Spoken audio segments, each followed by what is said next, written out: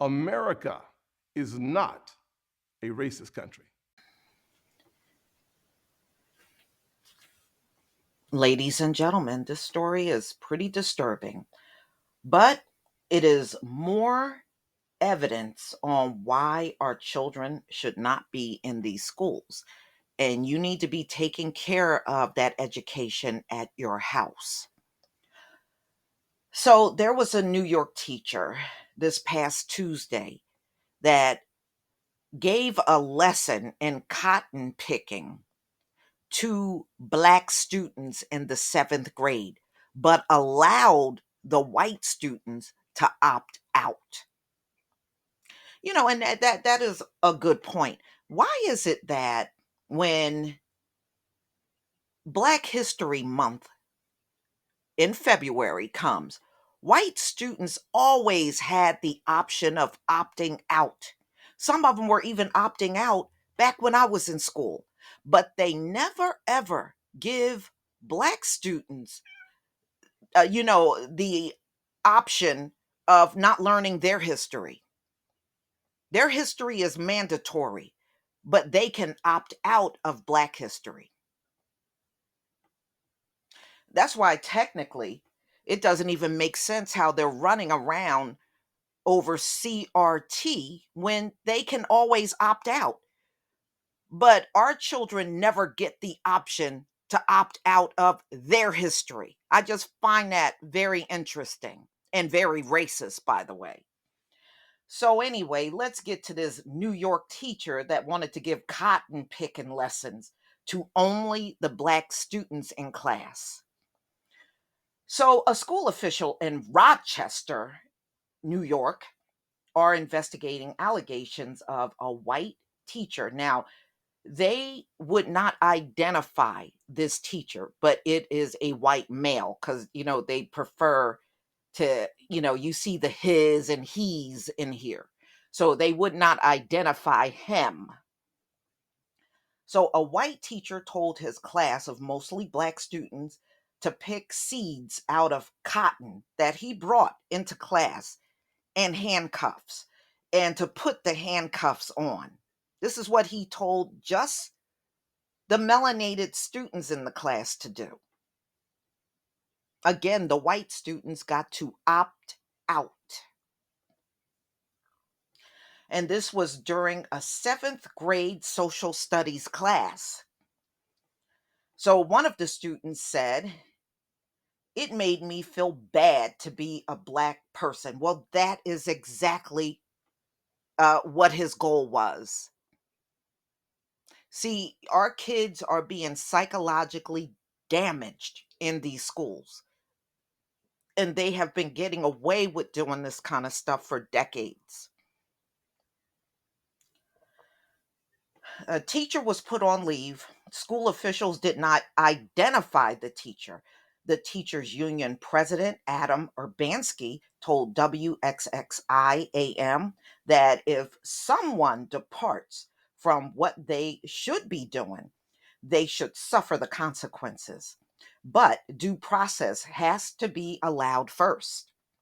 The allegations came to light after an appalled parent posted on Facebook that her daughter was confronted with the cotton picking lesson on Tuesday. And yes, ladies and gentlemen, it was this past Tuesday.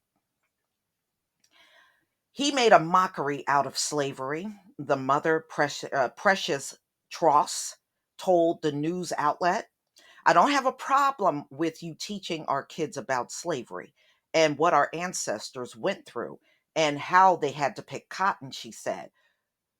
"Our teachers back in the day told us that, but they don't bring in cotton and make you pick seeds out of it." So, so this mother said the teacher let white children refuse to take part in the cotton picking while not letting children of color opt out.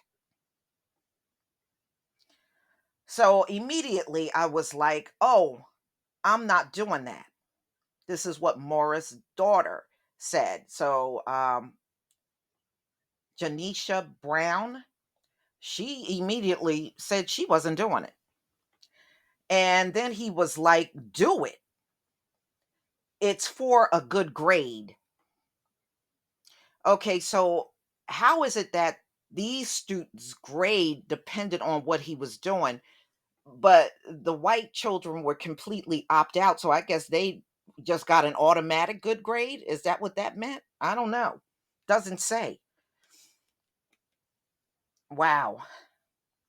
I find it hard to believe that there weren't signs long before now that something wasn't right about this teacher. Because usually these teachers that have you doing these twisted things, you see signs of it along the way. You really do. Another occasion, the teacher brought in handcuffs and shackles the students. He wouldn't have shackled me or handcuffed me. I'm sorry. So Trust said that when her daughter balked at putting them on, the teacher threatened to send her to the principal's office or the school counselor. I would have just let him do it. I would just let him just send me to the principal office. That way you would have had an opportunity to tell them what was going on. I would have been fine with him saying, "Oh, you can go to the counselor or principal." Okay, just send me there. All right. Just send me there because somebody needs to know what's going on in this classroom. I wouldn't have told him all of that, but I would have been fine with being sent down to the principal's office or counselor's office. So the parents are calling for the teacher's firing and for his license to be revoked. The school principal, Kelly Nicastro, told parents in a letter, school leaders take these allegations very seriously. Y'all, yeah, I get sick and tired of these statements. They all sound the same and they're so insincere. They really are. A statement from the school board called the allegations extremely troubling. In the district, Black and Brown students, it's important to be sensitive of the historical framework by which our students are engaging and learning. Board member Cynthia Elliott said. Well, I mean, your statement and your being alarmed by it is all fine and good, but like I said, I y'all need to homeschool your kids.